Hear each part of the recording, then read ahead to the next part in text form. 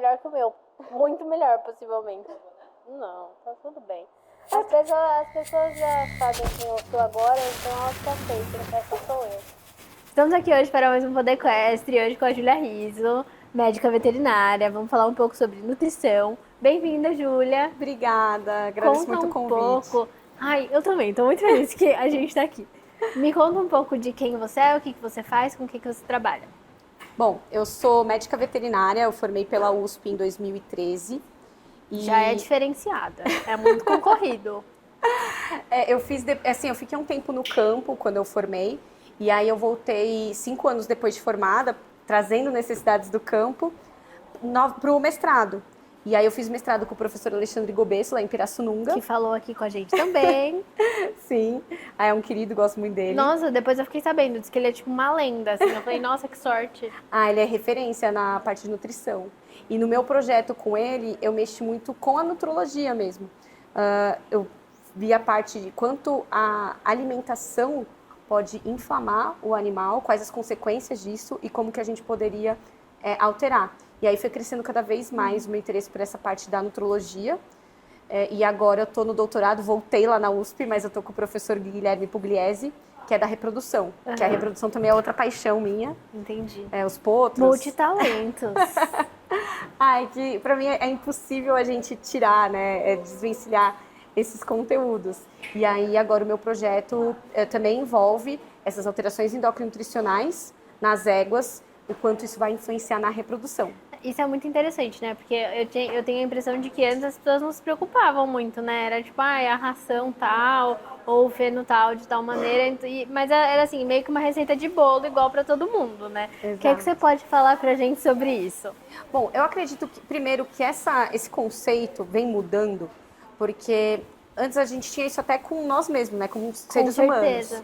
E aí, conforme a medicina foi evoluindo nessa parte, mostrando o impacto da nutrição nessas doenças, inclusive até no Alzheimer, a gente tem conversado muito hoje em dia, o Alzheimer, o Parkinson, isso está refletindo nos animais. Porque os animais, eles também, hoje, eles têm uma alimentação melhor, eles vivem mais tempo. Sim. E isso acarreta em doenças, em alterações. Então, eu acredito que tinha muito isso. Mas, realmente, é complexo. Não é fácil você montar uma dieta. A dieta ela tem que ser, no caso do cavalo, principalmente individual, porque a gente está falando de indivíduo, ainda mais um indivíduo que tem alta performance, né? São animais de esporte. Atletas. Exatamente. Então, eu tenho que ver ele como indivíduo, selecionar as matérias-primas em cima da condição clínica e geral desse animal para eu ter o melhor desempenho. Quais são os problemas que um cavalo que tem a alimentação que não tá tão legal assim pode ter? Porque assim, o que eu sei como proprietária e pessoa de podcast é a cólica, mas pelo que eu ando acompanhando você e a Sofia, tem muito mais além de só isso, né? Muito mais. Não querendo puxar sardinha pro nosso lado, mas a nutrição ela é a base. Quando eu tenho uma nutrição defasária, eu vou ter vários sistemas alterados. Não tem como, eu vou ter desde o sistema imune até o sistema cardiovascular. Assim, é um conjunto, né? É o que você está dando para o seu corpo viver. Então, realmente, a gente é o que a gente come e o cavalo é o que ele come. Então, os sinais, eles assim, são muito diversos. Quando a gente fala de cólica, de laminite também, eu estou falando já da hora que a conta já chegou. Estourou, já. E chegou com força. Eu não estou falando de um início. Mas assim, então não é normal um cavalo ter cólica? Não. Então seria tipo, é comum, mas não é normal. Exatamente. Hoje a gente sabe que a maioria das cólicas, elas estão relacionadas muito a manejo, porque o manejo alimentar, ele entra também na nutrição, a gente tem que abordar tudo isso. Sim. Então ele está muito associado com o manejo, mas ele também está associado, às vezes, a essas alterações endócrino-nutricionais, que elas estão ali meio quietinhas, ele mostra um sinalzinho aqui, outro ali, e aí vem uma coisinha, é a gota d'água, pronto. Ele estoura, digamos assim. Então, ele vai ter a cólica, ele vai ter a laminite. E aí, você já perdeu, na verdade, o tempo. Agora, você tem que só tapar o buraco, né? Tentar resolver a situação. Então, são diversos sintomas que você pode ter, mas uma coisa que é clássica, baixo desempenho, já é um sinal de alerta que você tem alteração endócrino-nutricional. Então, assim, o que é baixo desempenho, né? Pode ser Eu ia perguntar isso, sim. Baixo desempenho pode ser desde aquele animal que tem dificuldade em ganhar peso ou ganhar principalmente musculatura, porque isso a gente tem que ficar muito atento. Às vezes, estar com um peso bom, mas com excesso de gordura não é bom. O cara saudável, Sim. ele tem mais musculatura em relação à gordura. Sim.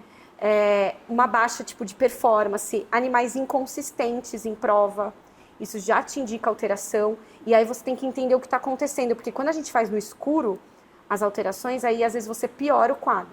Então, essa seria assim, o primeiro aspecto. Desempenho reprodutivo. Sim. Tudo que a gente falar de uma coisa que devia estar desempenhando bem, acontecendo normalmente, é fisiológico, não está. Acende o sinal. Aí a gente vai ter outras situações que já vão caracterizar realmente problemas. Então, eu posso ter alterações comportamentais, eu posso ter alteração de ganho realmente de musculatura, atrofias, inclusive, lesões ortopédicas recorrentes, alergias. Então, aquele animal que está sempre com problema de pele, está sempre com lesão ortopédica, está sempre com problemas respiratórios. Eu já olhei para ela porque assim, eu já... Exato. Eu vou te mostrar umas fotos daqui a pouco. Não, mas tudo isso, tudo que é muito recorrente, tem algo errado. Porque uma coisa, beleza, ele deu uma pancada, ele teve um esforço em excesso, ele lesionou. Agora aquele bicho tá sempre na reabilitação, ele não sai disso. Ou aquele animal que ele toma uma picadinha, a gente estava comentando antes, uma picada de inseto, sei lá, e ele empipoca inteiro, fica dias com aquele quadro. Animais que têm tosse, vias respiratórias obstruídas, tudo isso são indicativos fortes de que você tem uma alteração endócrino-nutricional.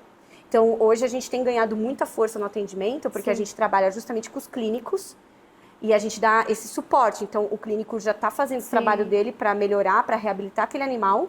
A gente entra com suporte endócrino-nutricional para resolver mesmo o problema, para eu ir na raiz e parar de ficar só enxugando o gelo. Sim.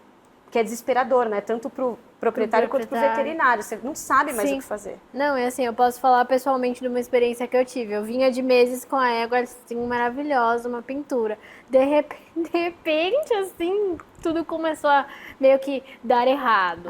E assim, e a gente fica meio com sentimento de impotência, porque a gente confia no clínico que tá lá e ele realmente tá fazendo o melhor que ele pode, né? Atuando como ele pode. E é legal a gente aprender e ver que tem mais coisa que a gente pode fazer. Aí agora a pergunta é muito difícil de resolver os problemas? Eu sei que tem, tipo, inúmeras questões, mas assim, o quão burocrático é a gente começar a oferecer uma qualidade nutricional melhor pro cavalo? Sim. Olha, quando a gente tem problemas, vai depender da gravidade dessa alteração, há quanto tempo ele está com isso. Então, o que a gente sempre fala pro clínico e pro proprietário, ele precisa ter paciência. E muitas vezes não é fácil você conseguir lidar com essa expectativa, né? Essa ansiedade. Mas óbvio que uma coisa que apareceu progressivamente, porque até a gente notar, tudo é muito progressivo, tudo é muito sutil. Sim. Então, quando aparece, é porque realmente já teve uma evolução nessas alterações endócrino-nutricionais, isso é a característica. Sim. Nada é agudo, é tudo muito crônico, no geral. Então, quando a gente tem que trabalhar muito com isso, com a expectativa, porque a gente pode demorar sim para estabilizar o animal. A nossa média de tempo para estabilização, não estou falando que você não vê melhora, você já começa a ver melhora desde o início, o primeiro mês a gente já começa a ter melhoras, mas para você estabilizar um animal é uma média de 6 meses, a partir da hora que a gente inicia o trabalho junto ao clínico. E tem coisas que infelizmente você não consegue também reverter, por exemplo, uma alteração óssea que já está presente ali, eu não vou conseguir... É crônico, né? Eu não vou conseguir fazer ela voltar para trás, mas eu consigo fazer para de progredir. A gente tem pego, por exemplo, muitos animais de navicular, que é uma situação super problema, super né? comum, mas inclusive os naviculares a gente consegue melhorar muitos, porque vários deles a gente tem visto que é problemas em dieta. Problemas crônicos em dieta. Que aí o animal começa a reabsorver o cálcio. Não, a gente gravou com a Amélia aqui, ela inclusive falou a Amélia foi uma das primeiras que apareceu aqui. E foi muito legal, porque é uma coisa que abre o olho da gente, né? Porque ela falou, não, esses cavalos que têm esses problemas são os mais indicados a tirar o ferro. Aí eu fiquei tipo, oi? E assim, lógico, ela explicou que não é mágica, não é você chegar lá e arrancar o ferro do bicho. E assim, desde que eu conversei com a Amélia, eu estou com a pulga atrás da orelha pra poder fazer isso. Inclusive, tava falando com a Sofia, que também vai aparecer por aqui, que, é uma vontade que eu tenho. Vamos estudar, porque assim, eu já como proprietária, eu me sinto na obrigação de oferecer o melhor que eu puder pra ela. Sim. E pra ela, égua, no caso. Minha princesa. minha patroa, inclusive, né? É tudo pra ela que eu faço. Mas aí é muito interessante de ver isso. E a gente vê também, por exemplo, a gente às vezes tá na hípica e a gente vê que todo mundo come igual, a mesma ração, e tipo, tem a mesma medida e faz isso. E assim, há muitos anos e tá assim. E Sim. aí eu acho que vocês devem ter até um pouco de obstáculos aí, porque imagina só, chega lá na hípica e fala, então vamos mudar a dieta deste animal. Sim. Como é que é isso? É um paradigma muito grande que a gente vem tentando quebrar, porque envolve, tem uma alteração de rotina. Você tem que explicar também para o tratador daquele animal, porque para eles às vezes não faz sentido. Ele fala, nossa, eu fiz a vida inteira isso, por que tem que mudar para esse cavalo? Vai dar trabalho também, então a gente sempre pensa muito em facilitar de alguma forma o manejo, mas respeitando a individualidade do animal. Mas a gente tem bastante obstáculo de todo mundo, é geral, não é só do tratador, é o proprietário, é inclusive às vezes o colega veterinário, porque tudo que a gente tem trazido também é muito novo. São coisas que a gente, na verdade, nem sabe como que funciona todas as patofisiologias dessas doenças. Está sendo estudado. Então, pode ser que hoje eu te fale, vamos fazer isso aqui, e amanhã caia por terra. Fale, não funciona, não é legal. E isso é o bacana da ciência também. Sim. A gente sempre vai entendendo melhor os processos e adaptando. Exato. Mas é uma quebra de paradigma. A gente fala que fazemos um trabalho de formiguinha, mas o que está sendo muito bom é que quem está com a gente, principalmente aqui nas hípicas, porque um vai contando para o outro, eles veem muito resultado. Eles estão vendo mudança na biomecânica dos cavalos. É aquele cavalo que às vezes tinha um problema de salto, ele às vezes refugava dependendo do obstáculo, Sim. ou ele não conseguia fazer uma amplitude boa de movimento, e quando você altera a dieta, ele melhora. Mas é a mesma, é o que você falou no começo, é um atleta, né? Você vai fazer uma dieta, você vai comer um monte de açúcar lá, um brigadeiro, Sim. um hambúrguer, aí você vai comparar com um cara que tá comendo arroz com frango e ovo e nas quantidades certas. Assim, na minha cabeça faz muito sentido e até me surpreende que demorou tanto pra chegar no esporte, assim, dos nossos cavalos. Sim. E se você tivesse que falar para os proprietários, para o pessoal que está em escolinha, o que você acha que eles deviam saber sobre a alimentação dos cavalos? Porque assim, eu particularmente não sei. Essa é uma pergunta que você vai falar para mim. Bom, vou tentar, espero lembrar tudo, vou tentar resumir. Pode ir por partes, não tem problema. Bom, primeira coisa que eu acho que a gente tem que falar e que muita gente esquece, qualidade de água. É uma coisa que ninguém fala, mas nós como nutricionistas a gente bate muito nisso, porque nós e os cavalos somos a maior parte água. Então já começa que se a água do seu animal ela não está adequada, é uma água com temperatura ou muito quente ou muito fria, água suja, ele vai ter alteração de consumo. Uma água também com minerais alterados vai influenciar no corpo dele. Então, primeira coisa, água. Sem água ninguém vive. Segundo lugar, cavalo é herbívoro. E as pessoas esquecem. Porque até pra gente seria muito mais cômodo a gente fazer que nem um cão e um gato, que você põe a ração no potinho e é isso, é uma ração. Trabalhar com forragem dá trabalho, porque a forragem, o próprio nome diz, né? A gente fala que é a categoria dos alimentos volumosos. Tem volume. Você vai lidar, não sei se vocês já colocaram, né, quando a gente pega fardo de feno, vai mudar, cara, sai coçando às vezes, porque entra feno na tua roupa. E também é mais difícil de você falar, eu tô dando a quantidade certa, você não consegue fazer uma medida. Sim. É difícil a gente ver uma balancinha ali na... Exato. As pessoas acham chato medir, porque toma tempo. Toma tempo. O feno, às vezes você vai lá, você põe, eu vou pôr só mais isso aqui, aí aumenta 500 gramas. Mas o ideal é que fosse realmente pesado, mas o que eu acho que o principal para os proprietários saberem é que eu tenho que saber a forragem do meu cavalo e a qualidade dessa forragem e quanto ele está comendo. O cavalo, a forragem é a base da alimentação dele, como herbívoro. A ração, ela entra como um complemento. Então, antes de perguntar qual ração é boa para o meu cavalo, qual ração é boa, na verdade, que eles perguntam para o cavalo, qual que é a minha forragem? É uma forragem que atende? Aí, a partir da forragem, entender isso, a partir da forragem, aí sim eu defino o concentrado, que vai ser a ração, o óleo, são alimentos concentrados. Então, aí eu vou ver quais são os alimentos que tem no mercado, mas é legal priorizar alimentos que tenham matérias-primas mais nobres, e aí, consequentemente, o valor vai ser maior do quilo, só que, ao mesmo tempo, é para a gente usar em menores quantidades. A gente tem muito esse erro de aumentar muito concentrado. Não, você tem que trabalhar com concentrados de boa qualidade e reduzindo ao máximo possível a quantidade. E aí aqui nos alimentos concentrados, né, além da ração, eu já entro no óleo. O óleo hoje está ficando muito popular. É um alimento assim. Eu já vi gente jogando óleo de cozinha. É real isso? Não, a gente utiliza bastante óleo de soja. Mas é mesmo? Daquele que você compra no mercado? Você compra no mercado, dá para usar. É que a gente tem diferentes óleos. Cada óleo tem uma propriedade diferente. Então, um óleo de soja, ele tem um aspecto ainda que prioriza inflamação. Ele é mais rico em ômega 6 que ômega 3, mas ele já tem uma quantidade maior de ômega 3 do que um óleo de milho, por exemplo. O óleo de milho é basicamente ômega 6. Então, o ômega 6 a gente já sabe que inflama muito. Então, é por isso que falam até pra gente, coma alimentos ricos em ômega 3, come peixe. É por causa disso, o ômega 3 ele prioriza a via anti-inflamatória. Então, a gente tem óleos melhores do que o de soja, mas a gente utiliza mesmo assim bastante. O que acontece, que me preocupa, que eu tenho visto, é que as pessoas têm usado o óleo como suplemento.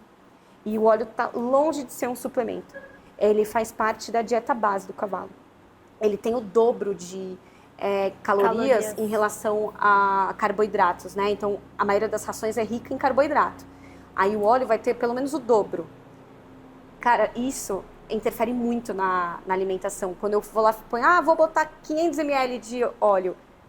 É tipo, você tá destruindo todo o balanço energético, se isso não for bem pensado. Então, a gente não pode usar o óleo como suplemento assim, um pozinho que eu vou pôr lá e tal. Não, ele faz parte da dieta base. Aí já vem outro conceito. O suplemento é um a mais. O suplemento não pode ser dieta base. Eu já tive uma experiência, assim, de estar em uma época que, assim, todos os cavalos tomavam suplemento. Assim, desde o cavalo de 4 anos até o senhorzinho. E por quê, né? A mesma coisa. Era tipo, o cavalo tá assim. Vamos dar isso aqui pra ele. O cavalo tá assado. Tem uma tosse aqui. Tipo assim, já vi isso e já vi lugares que não usam suplemento de maneira nenhuma. Exato. Porque você tem que ver se o cavalo precisa. O suplemento ele não serve para você corrigir problemas na dieta base. A dieta base é sempre o básico mesmo, é o que você tem que trabalhar no cavalo. O suplemento, assim, ele tem uma demanda maior de alguma coisa, aí você vai colocar aquele suplemento. Eu preciso trazer um efeito um pouco mais antioxidante, anti-inflamatório, aí você põe. Então, o que eu falo pro pessoal, pergunte por que eu preciso daquele suplemento, qual é a indicação? E também ver quais os suplementos que você está usando. A gente pega muito pessoas que usam vários suplementos, às vezes são 3, e os 3 são para a mesma coisa, eles têm a mesma indicação. Nossa. Não, mas é normal, porque assim, fulano falou que era bom, ciclano falou que era bom. Aí vai comprando, quando ele vê, ele tá gastando um monte em suplemento, sendo que ele poderia estar gastando isso na dieta base. Aí fala, o feno tá caro. Mas então pega aqueles R$500 que você tá gastando lá de suplemento e gasta no feno. Então tem muitas coisinhas assim que daria pra gente melhorar e ser até mais rentável. E outro ponto assim crucial, que cavalo vive sem ração, tá, gente? Vive sem alimento concentrado. Mas ele não vive sem água, forragem e sal mineral.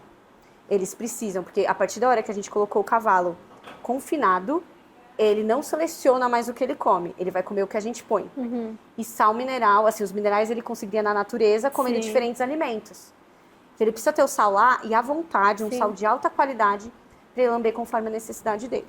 Então, assim, os 3 pilares principais, água, forragem e sal mineral, e aí o concentrado, a ração vai entrar como um complemento da dieta. Nossa, que ciência, né? Muito louco isso.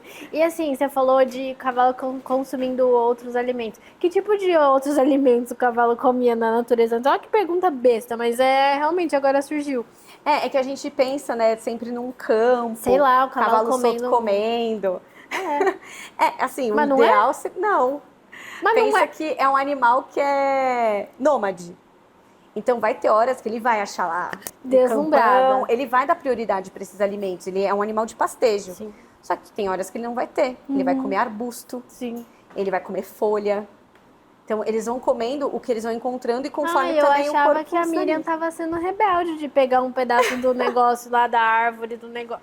Que coisa! Sim. Tem alguns alimentos que se eles estão comendo é porque algo está faltando. Algo está faltando. Mas, o cavalo na natureza... não é pra estar comendo pedra nem terra, né, galera? Tem alguma coisa errada. Mas na natureza eles vão procurando mesmo. E aí eles vão comendo diversas coisas. Tanto que é por isso que a gente entra também na questão da forragem à vontade ou não. Na natureza, as forragens, a maioria não tem alta qualidade. É muito difícil ele achar um campo de... Ele não vai achar um campo de tifton adubado para ele comer. E aí também, quando ele foi domesticado, a gente traz forragem de melhor qualidade. E isso a gente tem que pensar. Porque o cavalo ele tem essa questão da necessidade de mastigação por longos períodos, para bem-estar, para uma questão fisiológica, mas ao mesmo tempo você tem que ver as calorias que ele está consumindo ali quando você melhora a forragem. Então tem tudo isso. Nossa, que coisa. E aí, tem muitas pessoas que, assim como eu, são fãs de dar uma cenourinha e outras frutinhas para os cavalos. O que você pode falar pra gente sobre isso? Porque assim, eu já ouvi dizer até com uma menina que ela deu bisnaguinha pro cavalo. Ai. Né?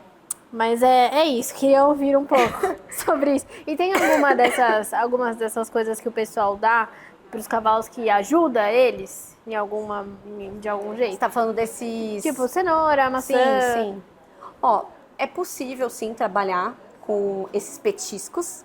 Mas como o próprio nome diz, eles têm que ser petiscos. Eles não podem corresponder a grande parte da dieta. Então, eu tô falando de cenoura, é uma cenoura pequena ou meia cenoura grande por dia. Não um balde de cenoura. Porque a cenoura também tem bastante açúcar. Então, a gente tem que tomar cuidado com isso. Frutas são muito ricas em açúcar. E tem algumas frutas, inclusive, que não podem ser ofertadas para os cavalos. Então, tem essa consciência. Pães, nem pensar. Nem pensar. Bolachinha de gente mesmo também nem pensar. Não. A gente tem um monte de biscoito para cavalo. Tem mesmo. Não tô falando que os biscoitos também são as melhores opções. Sim. A gente tem muito biscoito que também é uma bomba de açúcar. Então, às vezes, não compensa. Vale mais naqueles biscoitos que priorizam ingredientes de qualidade, que façam bem para os cavalos. Até pensando nessa parte, o que é inflamatório, o que não é. Que tipo de açúcar que tem ali. Então, tudo isso a gente tem que ir ponderando. Mas petisco tem que moderar. Coitado. E tem animal que, infelizmente, não pode comer, por conta da situação metabólica dele. Pelo menos naquele primeiro momento, até ele estabilizar, a gente corta. Nas dietas, acaba cortando. Ou então, quando vocês forem lá em casa e eu chegar com 4 cenouras para dar pra égua depois do trabalho, bom, já temos uma adaptação aí para eu fazer de bate pronto, né? Nossa, mas que coisa. Porque assim, o que eu, como uma pessoa, lógico, leiga no assunto, vejo olha o tamanho desse cavalo. Sim. O que uma cenoura vai fazer pra ele. Sim. Não, tem isso, mas é que você tem que pensar que você já tá dando uma dieta, em geral, de qualidade. Entendi. Você tá dando uma forragem boa, você tá dando uma ração boa. Aí, às vezes, aquela cenourinha o a mais, né? É a gota d'água, pode ser a gota d'água. E também, no momento que você dá, você pode causar até uma indigestão mesmo no cavalo, às vezes uma fermentação. Então, a verdade é que tudo tem que ser balanceado e a gente não pode fazer excessos. A gente tem que ter parcimônia mesmo nas coisas. Usar pouco. Tem outras formas de você dar agrado para o cavalo. É que a gente associa muito o agrado com comida. Isso para todo mundo, né? As pessoas, você tem essa coisa da comida ser uma recompensa. Quando você está num dia ruim, o que você faz? Eu vou comer aquela comida que eu amo, que eu mereço. Sim. Sim. Isso é uma coisa do ser humano e que também tem para os animais, porque a comida era escassa. Hoje a gente tem alimento, mas... Então, o que acontece? A gente engordou os cães, aí a gente engordou os gatos, estamos engordando os cavalos, e assim vai. A gente vai engordando os mini pigs. Meu Deus do céu. E todos os animais que a gente tem, porque tá na gente relacionar amor com comida. Isso é muito real. Isso é muito real. Mas, eu sempre brinco com o pessoal. Tem gente que sofre muito quando a gente faz algumas alterações de dieta. Mas, principalmente tirando ração. Mas, cara, o que dá saciedade pro cavalo é volumoso. O cavalo é o cara da salada. Ele gosta de comer salada. Tipo assim, no meu caso, a experiência que eu tenho com a égua ela sempre deixava feno. Ela sempre deixava... O que eu entendo disso? Ela tá satisfeita, ela não vai mais comer. Mas aí, ouvindo tudo isso, pode ser que tenha alguma coisa de errado com o que tá rolando. Pode. E, inclusive, pode ser até da qualidade da forragem. Ou muita qualidade, ou até baixa qualidade. Às vezes é tão ruim que o cavalo não quer comer. Que eles não falam, né? Como é que a gente vai adivinhar o que E a gente também tem visto animais que às vezes estão muito inflamados. Eles têm uma alteração de microbiota de trato gastrointestinal enorme. E aí eles começam a deixar também o volumoso. Porque as bactérias que eram para estar processando essa forragem morreram. Você matou elas por conta principalmente da quantidade de concentrado, de açúcar, amido. Tá vendo, gente? Vocês achando que ter cavalo era muito simples, fácil. Vocês escutaram esse podcast achando que, nossa, só alegria e arco-íris. Aparentemente, todo mundo tem muita coisa pra aprender aqui. Sim, acho que todos nós constantemente temos coisas pra aprender. Mas a gente realmente precisa melhorar a alimentação dos nossos cavalos. Ainda mais para buscar desempenho. Se você falasse para as pessoas que estão ouvindo, se atentarem em uma coisa só, eu acho que você vai falar água, mas no que você vai falar? Mas em relação a qual... porque tipo assim, da dieta coisa, são esses 3 pilares. Sim. E o concentrado a gente pensa a partir dos 3. Mas para identificar as coisas, né, tem essa parte do desempenho, mas uma coisa que te conta muito sobre dieta e questão endócrina de cavalo é casco. Casco te conta a vida do cavalo.